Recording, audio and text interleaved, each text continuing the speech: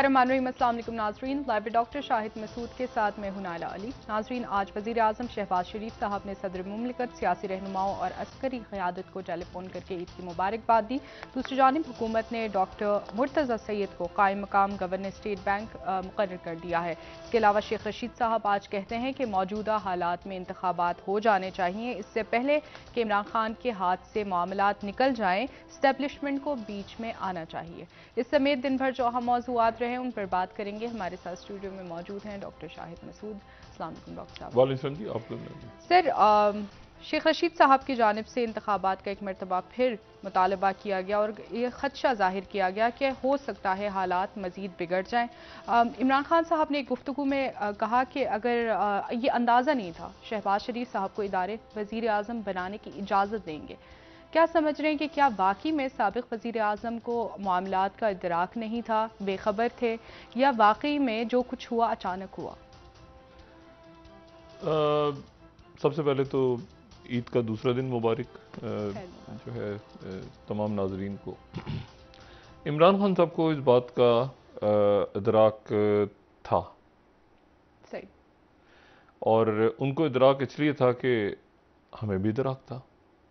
हम तो 2019 में ही बात कर रहे थे कि शहबाज शरीफ साहब पे नज़र रखें, कोई वजह थी तो कह रहे थे। दूसरी जो यहाँ पे बात है वो ये है कि हुआ ये कि इमरान खान साहब जो हैं वो जब बहुत सारी मीटिंग्स होती थी, यानी ऐसी मीटिंग्स जैसे नेशनल सिक्योरिटी के हवाले से या कोई आप समझें कि और कोई मईशत के हवाले से कोई ब्रीफिंग है या और कोई ब्रीफिंग्स हैं, तो इमरान खान साहब उन ब्रीफिंग्स में नहीं जाते थे और वो कहते थे कि मतलब जैसे आपको अक्सर नज़र आता होगा कि वो आईएसआई हेडक्वार्टर का दौरा कर रहे हैं तो वो खुद ब्रीफिंग ले रहे हैं, वहाँ पे उनके साथ उनकी टीम भी बैठी है। लेकिन जब ये ब्रीफिंग्स होती थी अपोजिशन लीडर्स के, उस वक्त के अपोजिशन लीडर्स और मौजूदा हुकूमत के अकाबरीन के साथ, तो इमरान खान साहब उनमें नहीं जानते थे। ये बात हम सब जानते हैं। और वहाँ पे इमरान खान साहब की काबीना के अरकान जाते थे और उस सामने से शहबाज शरीफ साहब होते थे, बिलावल भुट्टो जरदारी होते थे, मतलब बाकी पार्लियामेंटेरियन सारे, असद महमूद साहब होते थे, ठीक है, ये सारी शख्सियत होती थी। और उसके बाद जब मुलाकातें शुरू हुई, यानी मुख्तलिफ हवालों से ये इन ब्रीफिंग्स में भी जाते थे, तो वज़रा बैठते थे और साथ इमरान खान साहब नहीं होते थे वज़रा। और फिर जब ब्रीफिंग से हट के जब 1-on-1 मुलाकातें भी शुरू हुई, ठीक है, अस्करी क़यादत से, तो उस वक्त इमरान खान साहब के जो इंटरव्यूज़ लोगों के ये जुमला यकीनन ज़हन में होगा कि इमरान खान साहब ने कहा कि जो अदारों के सरबराहान हैं वो मुझसे पूछ कर मिलते हैं। अब ये बात या मुझको बताते हैं वो, या मुझसे पूछ के, या मैं उनसे कहता हूं फिर वो मिलते हैं, ठीक है। अच्छा, अब ये जो बात थी, ये मैं इस बात को मैंने इस बात को बाय किया और ना कभी खान साहब से, क्योंकि जाहिर है कि खान साहब ने कहा कि खान साहब कॉन्फिडेंट थे कि मतलब वो मुझसे पूछ के मिलते हैं। मेरा ये अंदाज़ा था कि खान साहब को कई मुलाकातों का इल्म नहीं है, लेकिन मसला ये है कि वो खान साहब को कौन बताए, मतलब बात कौन बताए जाके उनको कि जी ऐसी कोई हमारा ही काम तो नहीं है कि हम जाके मुखबरी करें। ये अलग बात है कि उनके वज़रा जो हैं वो खान साहब के साथ जो गुफ्तगू हो रही होती थी तो वो अक्सर अपना एक आध वज़ीर अपना टेलीफोन ऑन करके और खान साहब की गुफ्तगू कहीं और पहुंचा रहे होते थे। सही। अच्छा, अब ये तो हो गया ना जो माजी की बात है, और उसके बाद नतीजा वही कि खान साहब ने वो स्पेस छोड़ी। स्पेस के बाद वो बातचीत शुरू हुई, मुतबादिल हमेशा, ज़ाहिर है कि क्या, अब खान साहब जो कह रहे हैं कि मुझे अंदाज़ा नहीं था, खान साहब को अंदाज़ा था। इसीलिए खान साहब ने बहुत अरसे पहले, जब देखिए खान साहब प्राइम मिनिस्टर रहे हैं पाकिस्तान के, एक उनके पास तमाम अथॉरिटी, तमाम इंफॉर्मेशंस, तमाम मीटिंग्स, तमाम बातें उन तक पहुंचती होंगी, और उनको ये भी इल्म था कि और आज भी उनको इल्म है कि उनके कौन कौन से लोग हैं जो उनके पास जो है वो मौजूद हैं, लेकिन वो उन पर एतबार करते हैं नहीं करते, ये एक सवाल निशान है। एक उनकी जो कोर टीम है, जो प्रॉपर, जो वो तो है उनके साथ मुशावरत में, लेकिन बाकी शख्सियात जो हैं वो, और अब खान साहब ने कहा, खान साहब कहते हैं कि मैं आइंदा जो है वो फैसले ठीक करूंगा, लेकिन अभी वो मरहला बहुत दूर है इलेक्शंस का। इस वक्त जब हम बात कर रहे हैं तो बदकिस्मती से मुल्क एक बड़े तसादुम की तरफ बढ़ रहा है, और वो कहते हैं मेरे मुंह में खाक, लेकिन ये है कि जो खबरें हैं और इतलात हैं वो ये हैं कि एक बड़े तसादुम की तरफ मुल्क जा रहा है और ये उसकी तैयारियां हो रही हैं। सही। इमरान खान साहब जो हैं वो एक बात में बिल्कुल वाज़े तौर पे अपना ओपिनियन, इंफॉर्मेशन बेस्ड ओपिनियन, जितना थोड़ा बहुत मामलात को सुबह, इमरान खान साहब को रियल और प्रॉपर थ्रेट है, ठीक है, अब उनकी जिंदगी के हवाले से, और उसमें बेशुमार फैक्टर्स हैं, ठीक है। और खान साहब जो हैं वो अगले जो 2-3 हफ्ते हैं, वो इस वक्त एक दिन के मुझे नहीं पता कितने घंटे सो रहे हैं, लेकिन वो तेज तेज एक्टिविटीज उनकी तेज हैं। आज भी इजलास, सुबह कल भी इजलास, परसों में। पाकिस्तान में क्या होगा ये खित्ते के और इलाके के और दुनिया के वाक़यात तय करेंगे।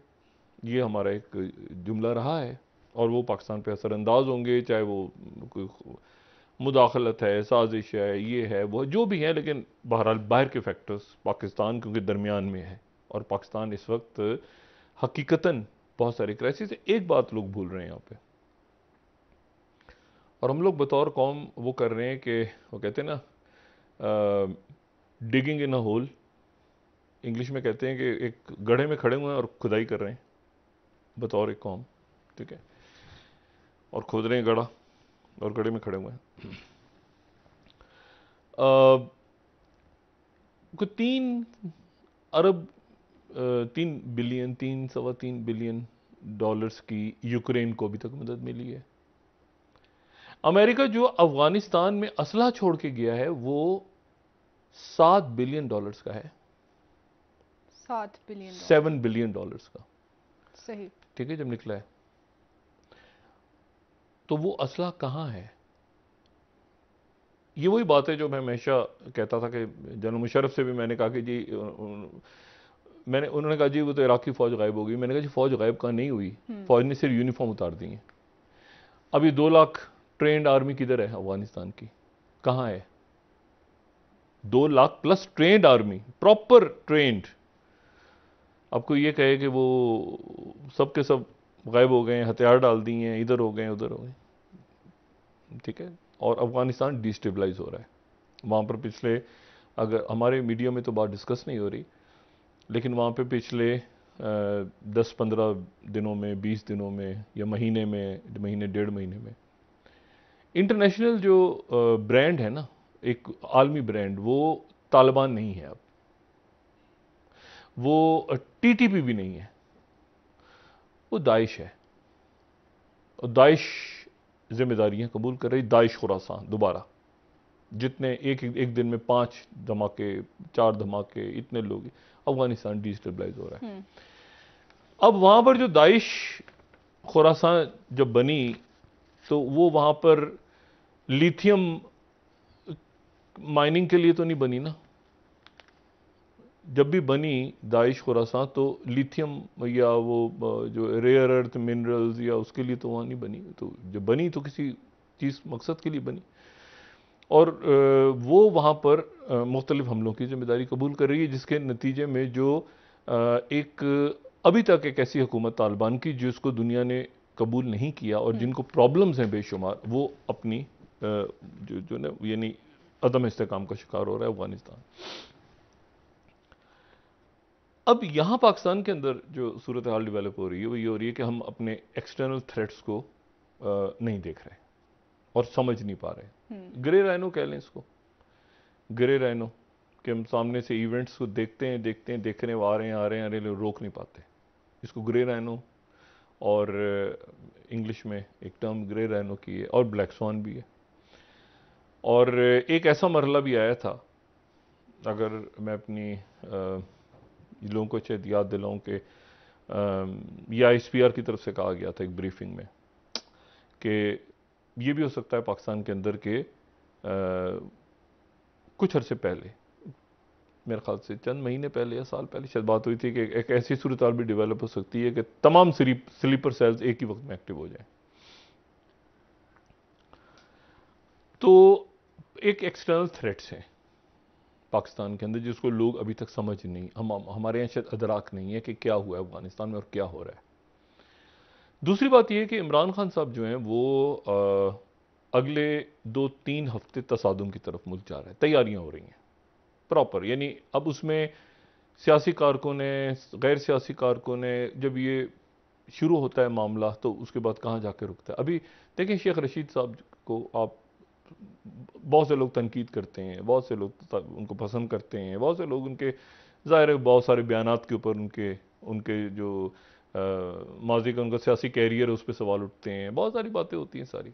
लेकिन ये जहन में रहे कि वो अभी कुछ अरसे पहले तक इंटीरियर मिनिस्टर थे, बिल्कुल सर। और उनके सामने बहुत सारी ऐसी इंफॉर्मेशन गुजरी होंगी जिसकी बुनियाद पे वो ये कह रहे हैं कि 17 लोग या 20 लोग दाखिल हो गए हैं और पाकिस्तान में खाना जंगी का खतरा है। और ये तो उसको उस तनाजुर में हर बात को हम असल में होता ही कि यार फलाना आदमी कह रहा है ना, छोड़ो यार ये तो ऐसे ही कहता रहता है, ऐसे नहीं होता, कभी कभी हो भी जाती हैं चीज़ें। तो ये अदराक हुकूमत के अंदर भी है इस वक्त, ठीक है। और इसीलिए वो आप देखेंगे जो तोइन रिसालत के हवाले से सल्लल्लाहु अलैहि वसल्लम के हवाले से बात थी, वो उसको धीमा कर दिया गया एकदम से। और उसमें क्योंकि वाक़यात जो हैं ये एहसन इकबाल साहब के साथ हुआ, गोली लगी, माजी में देख चुके हैं सर। गोली जब उनको लगी तो मैं उसके ऊपर कोई तबसरा नहीं कर सका उस वक्त। कुछ वाक़यात ऐसे हैं जिन पे मैं यानी मैं उस पर तबसरा नहीं कर सका। एहसन इकबाल साहब पे जब गोली लगी तो मैं बैन था, उन्हीं की गवर्नमेंट थी, लेकिन मैं उस वक्त मेरे ऊपर शायद कोई 8वीं-9वीं पाबंदी लगी हुई थी, तो मैं उन दिनों में बैन था। लेकिन ये कि बड़ा एक अजीब, बड़ा अफसोसनाक वाक़या था कि उनको गोली लगी उनके हाथ पर, वो बच गए बाल बाल। ख्वाजा आसिफ साहब के ऊपर स्याही फेंकी गई, बाकी और वाक़यात हुए।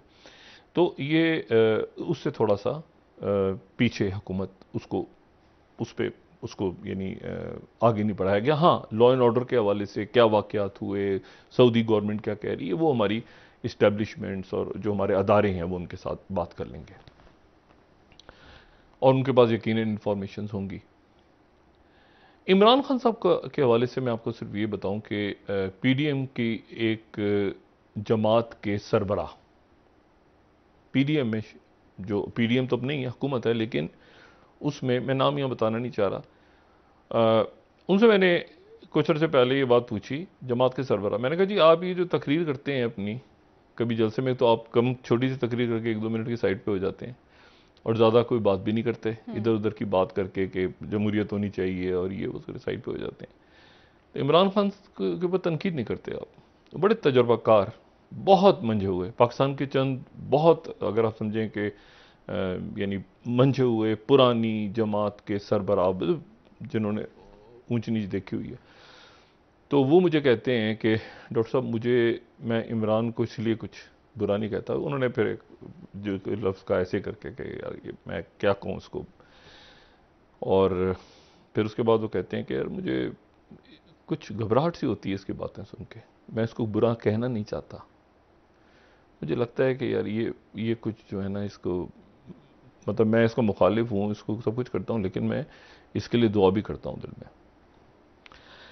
अच्छा, अब तो इमरान खान जो है उनका मुकम्मल जो दारोमदार है वो इस वक्त है पब्लिक पे, पब्लिक, और जाहिर है उनकी कोर कमेटी जिन पे वो इतबार करते हैं और जो उनके साथ लोग अच्छे बुरे वक्त में साथ खड़े हैं, और वो पब्लिक जो पाकिस्तान में है और पाकिस्तान से बाहर है। और यानी मैंने अभी मरीम औरंगज़ेब साहिबा के लिए भी मैसेज छोड़ा, लेकिन मुझे कोई जवाब नहीं आया। फिर हमने अपने ब्यूरो से भी कहा कि ज़रा बताइएगा कि मुस्लिम लीग नवाज़ का जो जलसों का प्लान क्या है, क्योंकि इससे पहले जो ऐलान हुआ था वो ये कि 6 मई को अटक में मरीम नवाज़ साहिबा जलसा करेंगी, फिर 8 मई को उकाड़ा में करेंगी, फिर 11 मई को स्वाबी में करेंगी, और आखिरी जो हफ्ता होगा मई का उसमें वो बहावलपुर जाएंगी। ठीक है, तो अभी तक, लेकिन अब मेरा ख्याल है कि ये पूरा रिवाइज हो रहा है इस वक्त। उसकी वजह क्या है, उसकी वजह ज़रा सुनिए आप। 6 तारीख को अभी इमरान खान साहब ने जो ऐलान किया है, 6 तारीख को इमरान खान साहब मियांवाली में है। ठीक है, 7 तारीख को वो यूरोप और बरतानिया में रहने वाले लोगों से खिताब कर रहे हैं। 8 तारीख को वो एबटाबाद में है। 9 तारीख को वो रावलपिंडी में है। जलसे सुन देखें आप जी। 8 तारीख को एबटाबाद में है, 9 तारीख को रावलपिंडी में है, 10 तारीख को जेहलम में है, 11 तारीख को लाहौर में वकीलों का कन्वेंशन है, 12 तारीख को अटक में जलसा है, 13 तारीख को मर्दान में जलसा है, 14 तारीख को सियालकोट में जलसा है, 15 तारीख को फैसलाबाद में जलसा है। ठीक है, फैसलाबाद में जो जलसा है, ये वो जलसा है जो जिसमें शेख रशीद साहब ने जिसके बारे में कहा है कि मैं वहां पे आ रहा हूं राना सनाउल्लाह साहब के इलाके में जी। अच्छा, उसके बाद 16 तारीख को 15 के नेक्स्ट डे स्वाबी में जलसा है, फिर 17 को कोहाट में जलसा है, फिर 18 तारीख को चकवाल में जलसा है, फिर उसके बाद एक दिन 19 का अभी फाइनल नहीं हुआ, लेकिन फिर खैबर पख्तूनख्वा में जलसा होगा, और फिर उसके बाद मर्दान में दोबारा जो जलसा गालिबन 20 तारीख को रखा गया है, लेकिन 20 को मर्दान नहीं है, मुल्तान है। ये मेरे पेपर कल है, गालिबन मुल्तान का प्लान है 20 तारीख को। और उसके साथ ही फिर आखिरी हफ्ता शुरू हो जाएगा मई का, जिसमें उन्होंने कहा है कि इस्लामाबाद की तरफ वो कॉल देंगे। अच्छा, अब यहां पर हुकूमत जो है, मैं रोज ये बात इसलिए कह रहा हूं कि मुझे ये चीज जो है वो थोड़ा सा मेरे लिए बड़ी हैरान कुन बात है कि हुकूमत जो है, रोज पूछता हूं कि हुकूमत कहां है। ठीक है, आज हमारे इंतहाई मोहतरम वजीर खजाना मिफ्ता इस्माइल साहब ने प्रेस कॉन्फ्रेंस की, और प्रेस कॉन्फ्रेंस के अंदर उन्होंने इमरान खान साहब ने कर्जे लिए। मैं उनकी प्रेस कॉन्फ्रेंस जो है वो बड़े गौर से मैंने सुनी, क्योंकि मुझे इस बात की तवक्को थी कि वो ये बताएंगे कि सऊदी अरेबिया और यूएई का दौरा कैसा रहा, आईएमएफ के साथ मुज़ाकरात कैसे रहे। लेकिन उनकी जो तकरीर थी, उन्होंने कहा कि 2019 के बाद सस्ती तरीन चीनी है, और फिर उन्होंने कहा कि इमरान खान को जवाब देना होगा कि शहजाद अकबर के कहने पर केस क्यों बनते और बंद होते थे। शहजाद अकबर ने शुगर मिल्स का टैक्स चोरी होने पे, ये वजीर ख़जाना है। उन्होंने कहा कि उन्होंने सवाल किया कि किसी ने 37 तलबा के पढ़ने के लिए 1 अरब क्यों दिए। खान की टीम ने आईएमएफ के सामने कुछ और कहा, यहाँ कोई और बात की। तारीख का सबसे तेज तरीन बजट खसारा तहरीक इंसाफ के दौर में हुआ, करप्शन के रिकॉर्ड इसमें, और मईशत के लिए बारूद, ये तो वही बारूदी सुरंगें बिछा के गए। मैं सारा पढ़ देता हूँ, क्योंकि उसकी वजह यह है कि इसमें करना क्या है, अब क्या करना है, रिकवर कैसे करना है, रिकवर नहीं रिकवर क्या, मतलब मईशत क्या करना है। बजट तो अगले महीने तो इस वक्त बजट अप्रूव भी हो गया होगा। ठीक है, तो सवाल यह है कि वो सऊदी अरेबिया के साथ क्या करना है, क्या मामला हुआ। उन्होंने कहा कि वहां पे बहुत इज्जत दी गई, बिल्कुल इज्जत दी गई। उन्होंने कहा जो बादशाह हैं वहाँ के, उन्होंने बहुत इज्जत दी, बादशाह ने बिल्कुल इज्जत दी बादशाह से, लेकिन मुलाकात नहीं हुई। मुलाकात वली अहद से हुई है। ठीक है, जो बादशाह सलामत हैं उनसे मुलाकात तैयब उर्दगन की हुई है। ज़ाहिर मसरूफियात हैं, रमज़ान के आखिरी दिन है तो उसको, लेकिन प्रोटोकॉल अच्छा मिला। सऊदी अरब से हमारे स्ट्रेटेजिक ताल्लुकात हैं, लेकिन फिर करना क्या है। वो ये बात जो उस दिन कही थी कि डिस्कशन हो रहा है, वो अभी तक है। और आज जो है वो, आज या कल शायद यूएई से भी टीम आई है, वो पाकिस्तान में किससे मिली है, क्या किया है, क्या मामलात आगे बढ़े हैं, क्या मतलब है कि पाकिस्तान में यूएई क्या करेगा, मतलब क्या प्रोजेक्ट्स हैं, क्या है, वो हमें कुछ नहीं बताया गया। ठीक है, और ये जो बाकर रज़ा साहब हैं उन पे तो हमारी तनकीद होती रही हमेशा कि हमें तो पता ही नहीं। बाकर रज़ा साहब बहुत अच्छे होंगे, मतलब मैं माजरत अगर उनके ऊपर तनकीद माजी में होती रही, हमें असल में पता ही नहीं चला कि बाकर रज़ा साहब कहाँ से आए हैं, किसने पिक किया उनको, किसने नॉमिनी किया है, क्या उनका शायद वो पब्लिक इंटरेक्शन भी कम रहा है। लेकिन बहरहाल वो अपने ओहदे से उनको हटा दिया गया। लेकिन उनकी जगह कौन आएगा, तो वो कायम मकाम जो सीनियर हैं डिप्टी गवर्नर या जो भी, वो उनकी जगह होंगे। लेकिन फिर क्या बनेगा, आईएमएफ के साथ क्या बनेगा, उस सब्सिडी का क्या होगा। श्रीलंका श्रीलंका के पास $2 अरब रह गए थे, $2 अरब, $2 अरब रह गए थे सिर्फ।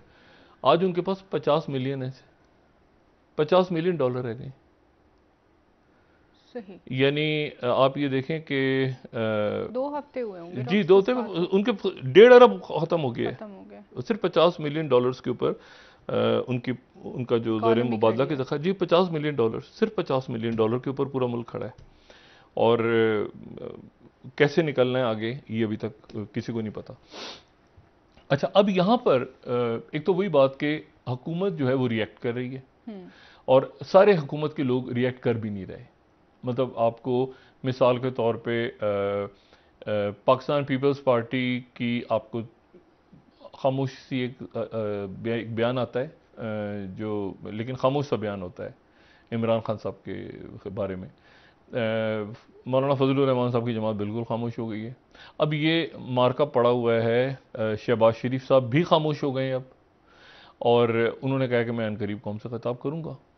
लेकिन मसला ये है कि वो जब कौम से खिताब करेंगे उससे पहले तो ये सारे इमरान खान तो सड़कों पे, इमरान खान साहब बेताब हैं, उनका बस नहीं चल रही है। ईद की छुट्टी किस दिन खत्म हो तो वो निकलें बाहर फौरी तौर पे, और वो जो है वो पब्लिक में निकल रहे हैं। अच्छा, और वो कह रहे हैं कि मैं यहाँ पे, अच्छा, कुछ नून के लोग इसको बहुत सीरियस ले रहे हैं, हुकूमत के लोग।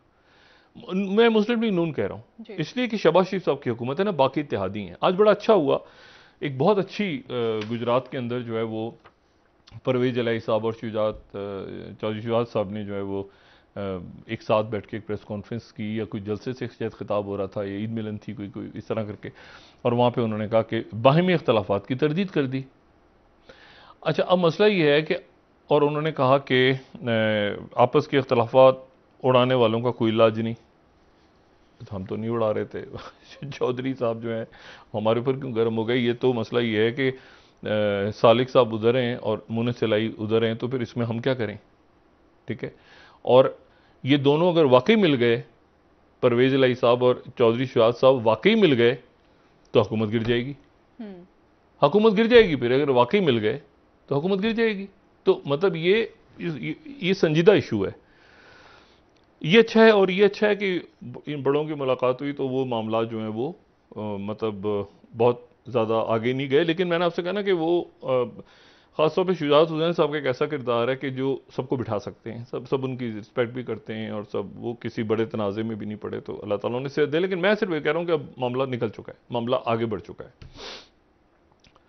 और इस मामले को हुकूमत की तरफ से रिएक्शन शो हो रहा है, लेकिन रिएक्शन भी कम हो रहा है।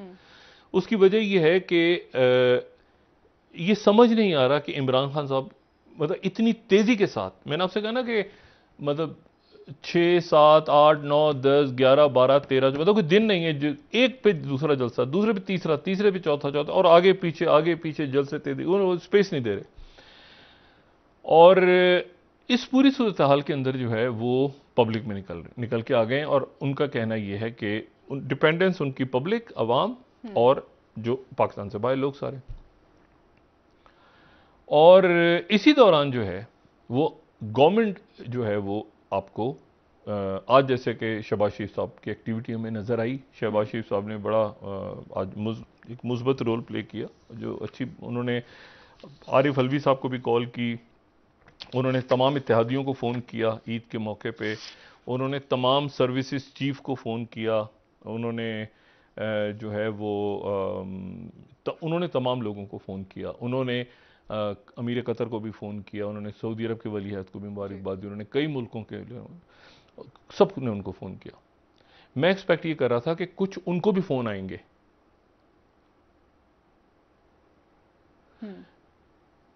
ठीक है ना, लेकिन शहबाज शरीफ साहब ने एक बड़ा दिल दिखाया और उन्होंने सबको फ़ोन किया। अब मैं सुबह से जब ये सुन रहा था कि शहबाज शरीफ साहब ने सबको फ़ोन किया, तो मैं ये सोच रहा था कि उन्होंने क्यों नहीं फ़ोन किया, उनके मोबाइल में वो डाटा ख़त्म हो गया है या क्या हो, सिम ब्लॉक हो, उनकी तरफ से फ़ोन क्यों नहीं है? शहबाज शरीफ साहब भी क्यों फ़ोन कर रहे हैं सबको?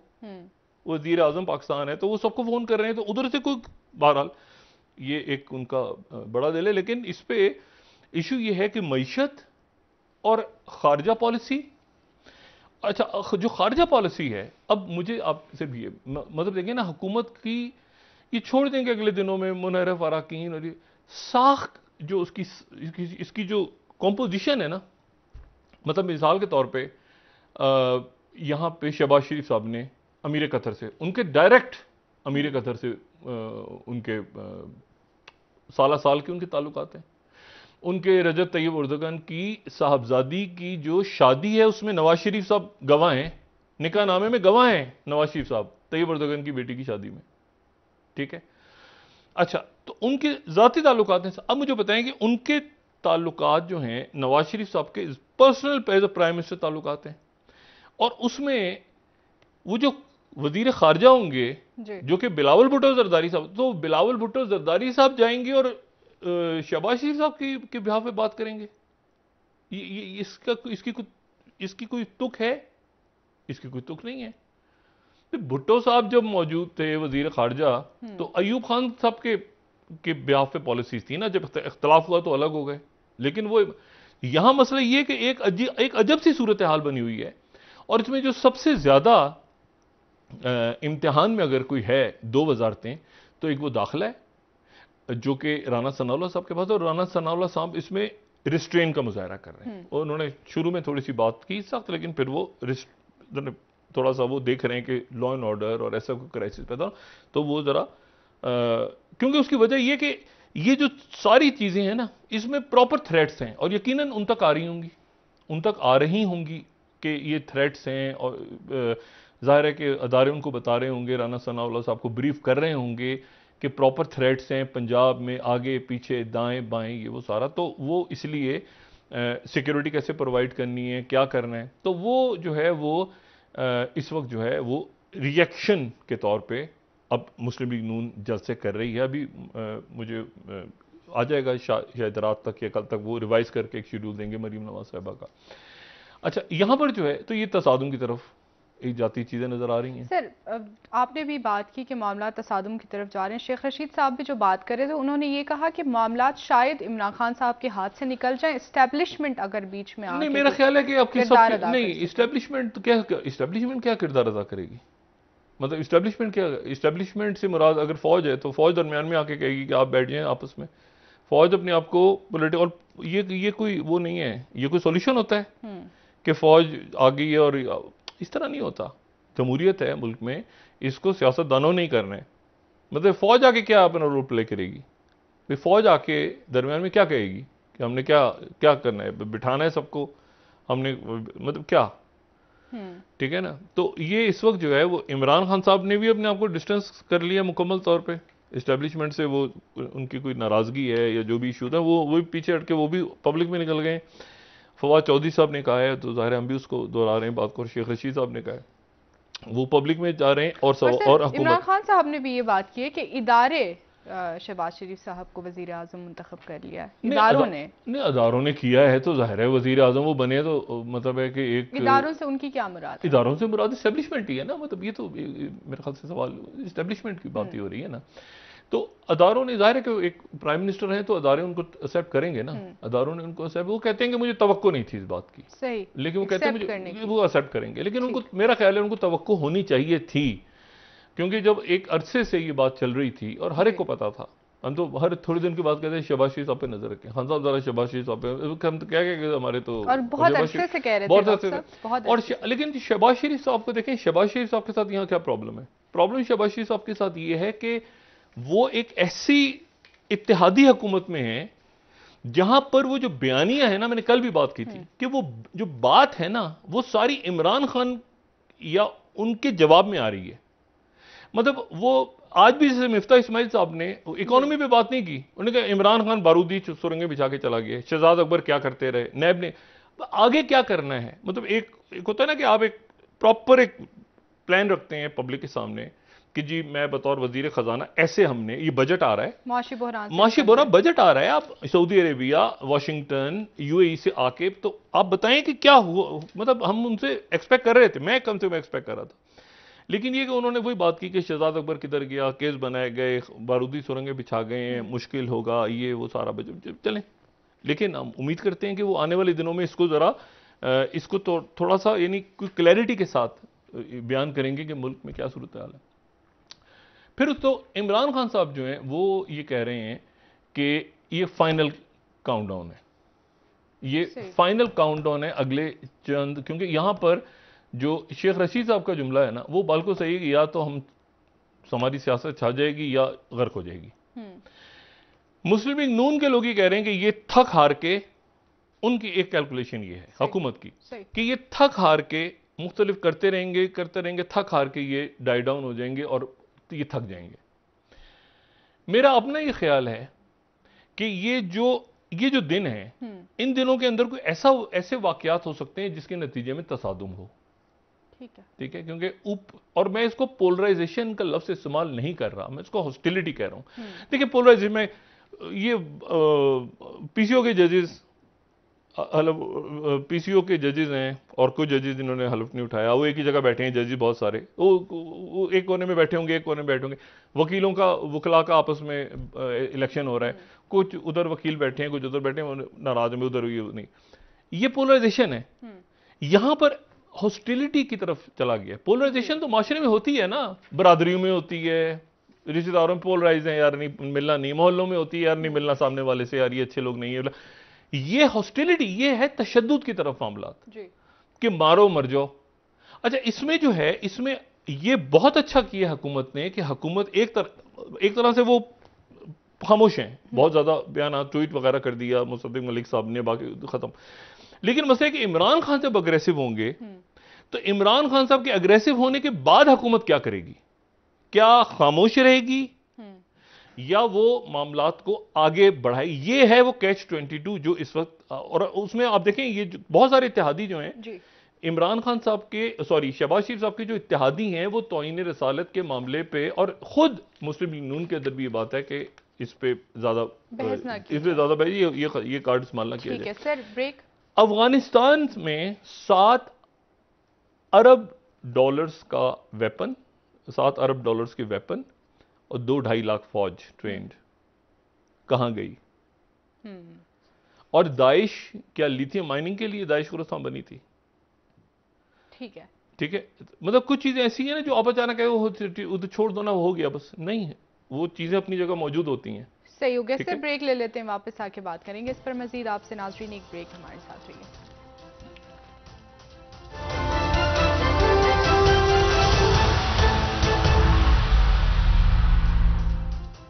वेलकम बैक नाजरीन। जी डॉक्टर साहब, तौहीन मजहब मुकदमात पर शरी मजारी साहिबा ने अक़वाम मुत्तहिदा के मंदूबीन को ख़त लिखा है, क्या मकसद था इस खत का और क्या ये ज़रूरी था? नहीं, ये उन्होंने बताया है कि भाई ये पाकिस्तान के अंदर ये मजहबी कार्ड जो है या ये सारा मामला जो है हुकूमत इस्तेमाल कर रही है, लेकिन